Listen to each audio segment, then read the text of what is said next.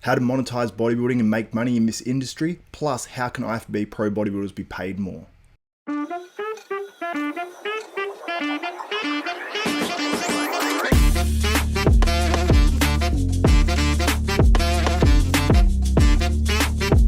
What's the word? Xavier Wills here for Desktop Bodybuilding. Today I am joined by Ron Harris, formerly of Muscular Development, Michael Galley, 6-time Mr. Australia, and Jimmy Sadek. Jimmy, what we have to come up with something for you. Master trainer? He's the hardest working PT in Australia. Yeah. Yeah. Ron, Jimmy works with is it a newbie? Yeah, the New Fit newbie. Okay. New Fit, yeah. Yeah, that's there's a guy, what's the bodybuilder? Brad Rowe is really big into that. Yeah, that's who I first saw it with. Yeah, it sort of went worldwide. Everyone found out about it. But yeah, Jimmy, you have a ton of clients, obviously, and do some awesome work. But let's launch into this one because the word is that bodybuilding is perhaps dying. Now, I don't want to be too dramatic. Obviously, that is being pretty dramatic because it is not dying. But there's ways I think that bodybuilders, we've just done an episode just prior talking about muscular development, how bodybuilders were paid back in the day. I mean, you know, there's guys that would go and do guest posings, but make $10,000 on selling $10 pictures and t-shirts and whatnot as well. So there was definitely some ways it was much easier to make more money back in the day. So we're going to discuss it from a few different aspects. But Ron, now obviously you're in a position now, you're moving from being paid by muscular development to working for yourself. And we've talked about sort of what you might be doing going forward. But what's some ways, I suppose, that amateur and pro bodybuilders that aren't making a living from earnings on stage can, you know, make money in this industry? 2 words.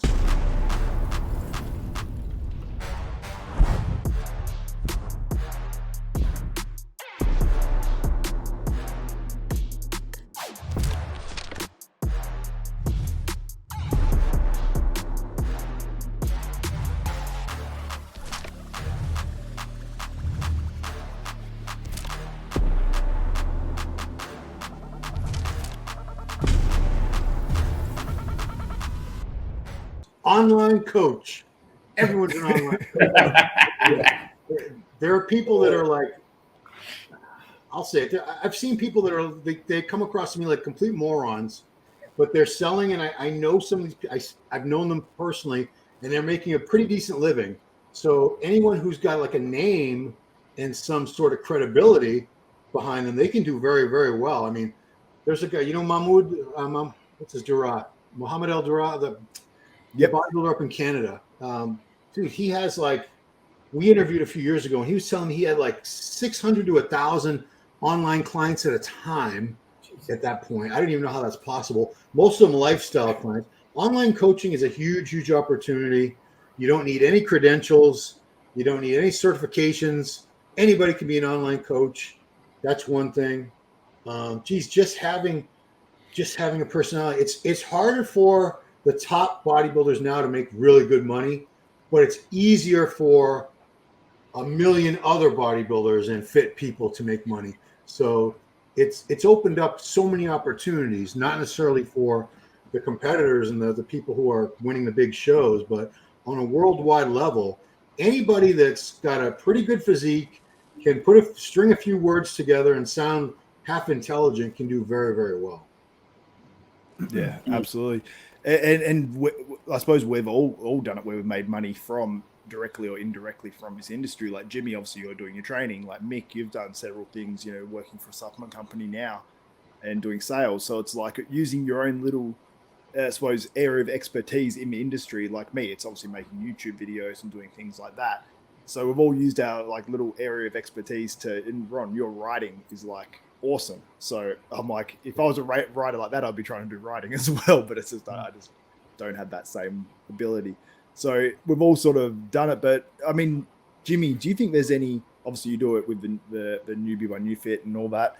Is there any ways you think there's any areas that are sort of underutilized in terms of bodybuilders making money or people in the industry in general? What I was, when you sent through the question previously, I was thinking, and then Ron literally just almost led me into it. everyone average now can make a good living, right? So everyone through social media that's average, meaning that's just like bottom pros, good amateurs, anyone with a decent physique average, right? They're making good money. The top pros, like Ron said, now haven't got the ability to make big bank. But I think while everyone else got themselves elevated, the top pros, minus Flex Lewis, just stayed where they were. Like, he's got to deal with Monster. So if the top guys could have got something with a Nike, Adidas, some drink companies, etc., and more so like a fucking Phil Heath, he's marketable as anyone you'd know. Jay Cutler back in the day, like blonde hair, massive, he could speak as well. Yeah, Ronnie Coleman, not as easy to speak to, but from just like shock and awe. You know, they could have gone to that next level if they had had a manager, had even thought of elevating themselves that way, even getting into like a marketing company or something like that. But if those top guys lifted up like everyone else lifted up, they'd still be killing it. That's the way they could have gone. I don't know if it was possible or not, but it is because Flex Lewis did it. Yeah. He's obviously got those great relationships as well. Flex does. And yeah, like you said, Jimmy, I could definitely see like a Kai Green being sponsored by Monster Energy as well, and some crazy like ad campaigns and photos and stuff that would come out of that, because obviously a lot of what they put out is about image and all that sort of stuff, and obviously just selling energy drinks in general. And we've seen like obviously like with Red Bull, they get into some super weird stuff. Who would have thought an energy drink sponsoring people to shoot however far into the air, like into the atmosphere and do all that think sort about of it. stuff. Nike pay LeBron James millions on millions, right? It'd be a drop in the ocean to give Phil Heath $1 million. He would look dynamite in their clothes. Like, put their shoes on his feet with his calves. It's gonna look good, regardless if he's like muscle or not. He looks good. They look good. What about Chris Bumstead, though? If I was Nike, I'd be going after Chris Bumstead. Like that, there's where you can make, I think, more money, because it's, even though he's huge to the average person anyway. Plus, he still might get some people that just want to be jacked, not want to be Ronnie Coleman size. Ron, you know this. Yeah, he looks awesome. Is Ashkenani sponsored by Ford? No way. Ahmad Ashkenani? Really? Ahmad Ashkenani. I'm telling you, he's sponsored by Ford. Wow. Go to his IG. I'm going to find this out. Ford Ranger. Yeah. If he wears a Ford hat and a Ford t-shirt, I might agree. Yes. Okay. This is how I see it, Zaves, and you guys will remember. Ron will definitely remember this too. So, even in Australia, right, we could watch ESPN, where they had bodybuilding shows on there. They would highlight the USAs. I remember that. They would highlight the nationals. Sean Ray had his own program on TV where they would do workouts with people like Flex Wheeler was on there, Boyako was on there.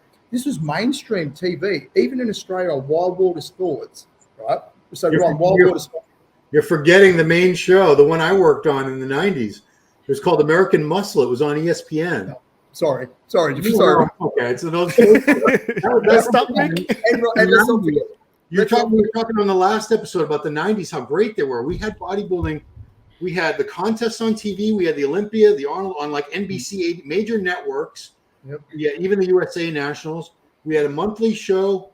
Our show, American Muscle, was a magazine format. We had contest coverage, workouts, profiles, cooking, fashion, gossip. It was a really cool show. And there was these workout shows. The Flex Workout was on. You had body shaping with Corey Everson. Every morning you could work out with Corey. Man. So what this did too, it elevated that group of bodybuilders to superstardom in the industry. So when they were going to things like the Arnold Expo or the FIBO and stuff like that, they were selling pictures and DVDs and shirts and making some serious cash. Then they were on big contracts. So the 70s and 80s really did pave the way for the 90s guys. All started getting on big contracts, as Ron would know, into the 2000s, bigger contracts. Social media has come along and obviously nowadays has squashed a lot of that. There's more ways of making money now, but if you were a say a top level bodybuilder back in the day that was winning or placing super high, but you didn't have much of a personality, you're still going to make money from your pictures, your shirt, stuff like that, just guest posing. Whereas now, if you don't have a good personality and you don't know how to speak and relate to people, like all sorts of people now, not just bodybuilders, you're not going to make it on your social media channel. You're just not going to get the views. You're not going to get people wanting to know more about you.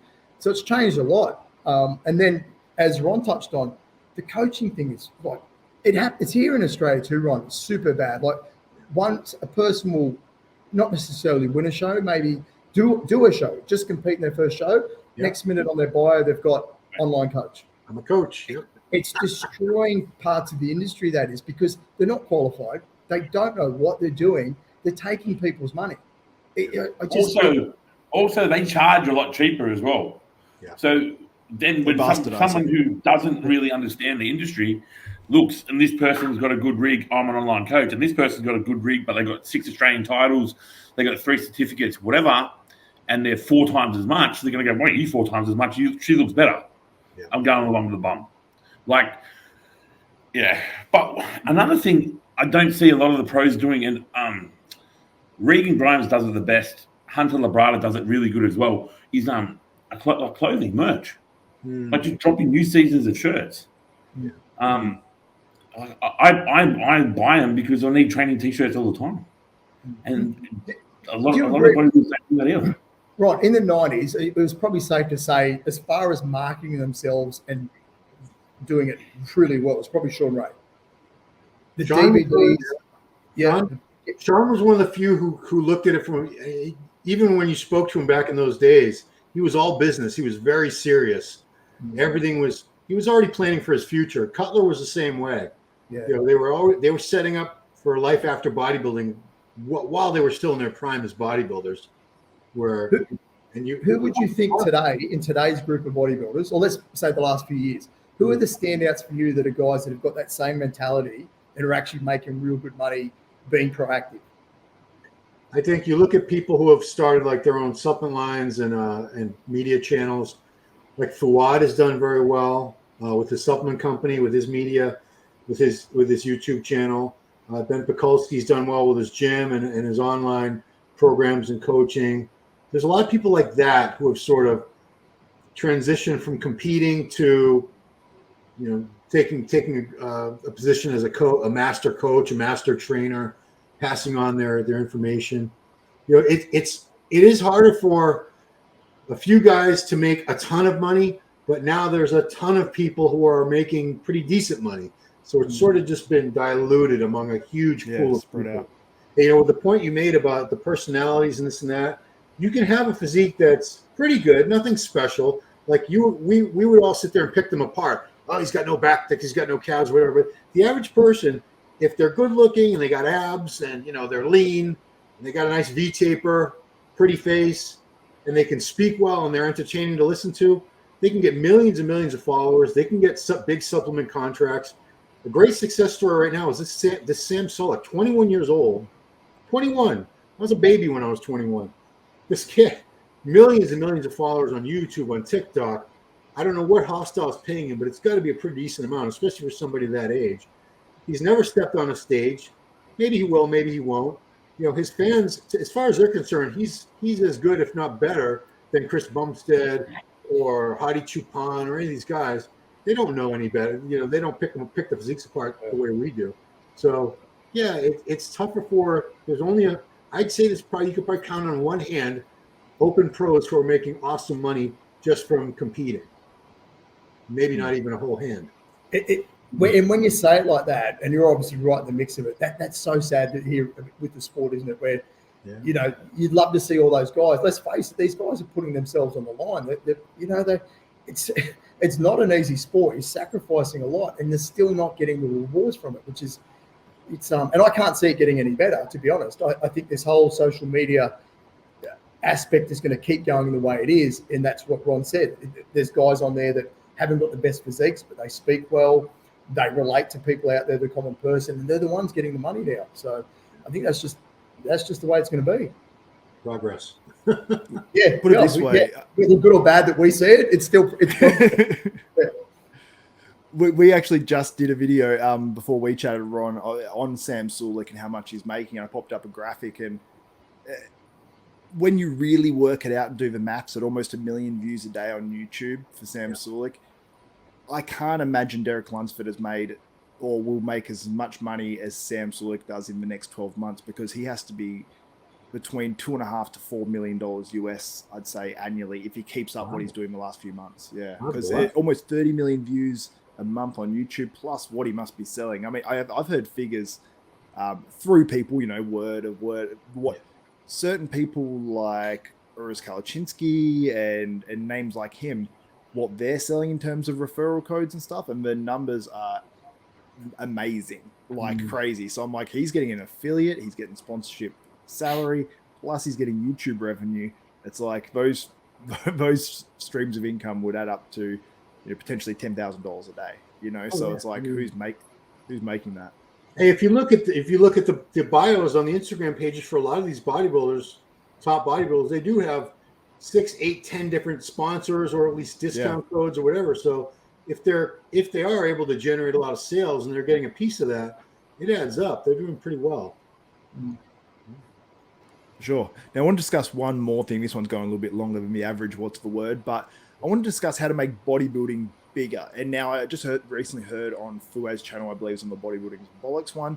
We've actually had a very similar idea on this channel before, I think with Bodybuilding University, where we create like a streaming service, like the IFBB takes everything over, and there's so many parts that would have to change, because if they were to do a streaming service, then that obviously cuts out some of the promoters' way of making money, obviously, because that's now a thing. That'd have to be some sort of leniency in terms of maybe sanction fees or something. I don't know how exactly they would work it out, but this would be something that could catapult bodybuilding. And there's several different ways they could do it. They could charge a yearly fee or whatever, or they could make it completely free and charge more for advertisers to put their ads on there and offset it that way. I think that would be the best model in terms of blowing bodybuilding up, where we could have some sort of promotion through social media, where we're really pumping up every contest, have head-to-heads and all this stuff being posted by an official page. I think that would be the way to sort of blow it up, because you really see, like Ron, I want to get your opinion on this, because you see the NBA, the NFL, the NHL,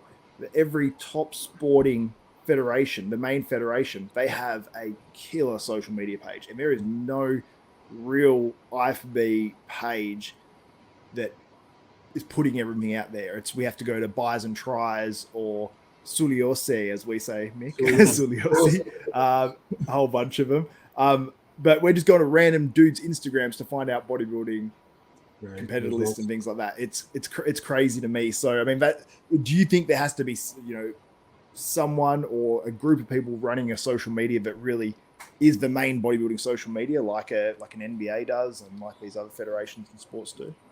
Here's why I don't think that would make much of a difference, Xavier. And I hate to sound in any way negative. This is a sport I love. It's been my life for decades and decades. But it doesn't appeal to that many people in comparison to more mainstream sports like football, soccer, baseball, basketball, hockey, golf, you name it. It's a matter of supply and demand. If you have a whole world full of people that loves to watch soccer, they love to watch football, that's where the money is. It's the sheer numbers. People are aware of competitive bodybuilding. Years ago when bodybuilding was on TV, if I was in a place where I knew it was going to be on at a certain time, I'd say, hey, can you put on ESPN, or can you put on this or that? And maybe they'd put it on, and within a minute or two, you'd hear people going, disgusting, change the channel. I don't want to see these greased up guys in their underwear up there. It's the only sport I know where most of the fans are participants at least some level. Most bodybuilding fans are bodybuilders. And how many people are bodybuilders out of the whole general population? You have to be a bodybuilder to appreciate looking at an Olympia lineup and knowing what you're looking at. The average person they all look like a bunch of big juiced up, whatever. They don't, to them, they all look identical and they want nothing. They have no interest in it. And I don't know how to make that more appealing. They've said, well, maybe if it was natural, that would be more appealing. I don't think so. No. I think classic physique is. Look what happened in 1990, Rob. It just wasn't the same deal. It was Yeah. Do you think, Ron, and again, I'm not like you, not being negative either, but do you think everything's been tried? I can never see it being mainstream. It's just not, we're kind of in our own little bubble and we appreciate what's inside that bubble, but to break out of it, I just can't see it. It's like comparing NRL in Australia to like the English soccer or American NBA. Like they go on about how, like for example, Ron, a top NRL star would make upwards of $800,000 to $1 million a season, max. And that's if they're the best. They're the best of the best. Yeah. You compare it to NBA, 100 million plus. Baseball the same, etc., etc. It's just eyes on the sport. We got 20 odd million people in Australia. A lot of them watch it, but you compare that to the NBA, it's peanuts. Same deal with the bodybuilding. So And that's where the money would come from. See, you watch these major events, and what are the TV commercials? It's beer companies, energy drinks, cars, mega corporations with billions of dollars. Who do we have? We have supplement companies. That's pretty much the majority of our sponsors. They don't have the money of a Ford Motors or a Pepsi Cola or Under Armour. It's our sport is very small financially compared to that. And again, it all goes back to our fan base is so much smaller because I don't think you could ever get a huge mainstream audience to watch bodybuilders on a stage flexing. I just don't. You're right. You've got to love it. Sorry, Mick. If the Rock show went ahead right before COVID came, do you think that would change anything? The Rock show, was that a transformation show? No, the Rock's he was going to promote a show. Xavier. Oh, that's right. That's right. What was it called? I can't even remember what it was called. Athleticon. Yes. It's never happened. Here we are. That was supposed to happen 3 years ago. I think the virus killed it. I mean, well, Arnold was the biggest movie star of the 80s. He's one of the most recognizable human beings on the planet. He did a lot to elevate it with the Arnold Sports Festival, but still, even he can't get the mainstream draw that a mainstream sport does with his name attached to it. Yeah, I think The Rock, it would have been good. More shows is more competition. They would have all had to step up their game. So that's why I was kind of hoping it was going to happen. But at this point, I don't know if it's ever going to happen. No, I would love it for it to come back because they even had a cool idea with the amateur as well. We got told when I was competing back here in Australia that there's almost like a qualification. So you need to get X amount of points to qualify to then go into the amateur of the Athleticon. I was like, that's pretty cool. And then that's a pro qualifier as well. So I thought that was actually pretty cool to make the amateur comp at the Rock Show even more elite. And then, then you got the bodybuilding, and I heard crazy figures thrown out there in terms of prize money too, which I think it would have been something big. And everyone spoke about the potential, more sort of mainstream sponsors where you might have an Under Armour or something coming in because they do have huge amounts of money. And then that's something that's, I think a company like that could pretty much not overtake, but you look at like what Young LA are doing, and they're not focused only on bodybuilding.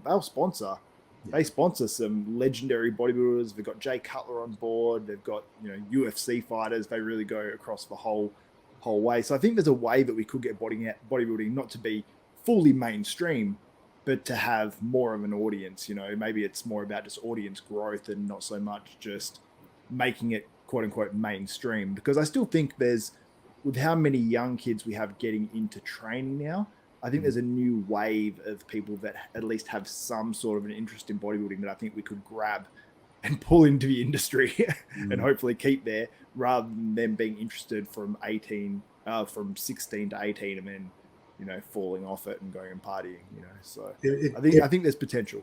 You made me just remember the WBF, the World Bodybuilding Federation. It only existed for I think 2 years. So Vince McMahon was the man who started that, the owner of the World Wrestling, what's it called, WWE now, it was WWF at the time. He had the right idea. He was trying to make the sport more appealing, more interesting to the general public, but he did it in a weird way where the bodybuilders had to adopt these personas, these characters like a pro wrestler. But he had a weekly TV show. He had 2 big pay-per-views. I don't know how well they sold, but if you ever saw it, and I'm sure there's some of them, Gary Stridham won both years, the production value and everything was spectacular. it was just as good as like a WrestleMania, basically. So if somebody like Dwayne Johnson, The Rock, could come in and put that kind of level of production value and something that would appeal to people a little bit more, just to make it more interesting, it could only help. It's not. I still don't see it elevating bodybuilding to where we would all love to see it, but anything beyond where it is now would be a step up. Ron, I've still got a couple of those WBF magazines around as well, right? Yeah, those are all Per Bernal. He was the chief photographer. They had great photo shoots in there. He was. I mean, he was, and he still is. He's very, very good. He's Even like a Battle for the Olympia type TV series leading into the Olympia would be fucking cool. Like they do the what's the UFC battles? Yeah, what's the UFC? How they have like the contenders? They all live together. Obviously, the guys aren't going to live together, but they could have a weekly show. Each person leading up, etc. Show a workout, show a personality, show their house. Like all that, those battles for the Olympians, I used to be stuck to the TV watching them. Like it used to be cool. They go pick them up at the house. You go for a walk through the house, see Jay Cutler's porn on the TV. Like that stuff's fun. That. We used to look forward to watching those. I miss material. Those are It's even seeing. If you have any of those VHS or DVDs, those are like collector's items now. You know, Ron, you can see them all on Lock Video on YouTube, like every single one. They've been going up a lot. Yeah. Yeah. Good memories. I love that.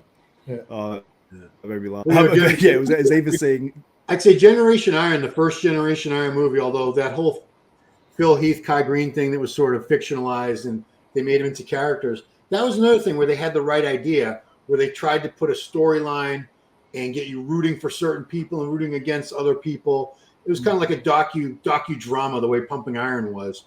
So Generation Iron, and they didn't pursue it after that quite the same. But a TV show that could sort of have that same vibe, that same feel, I'd watch. Of course, we'd all watch it, right? Yeah. Hands down, it'd be fantastic. Yeah. So, Absolutely.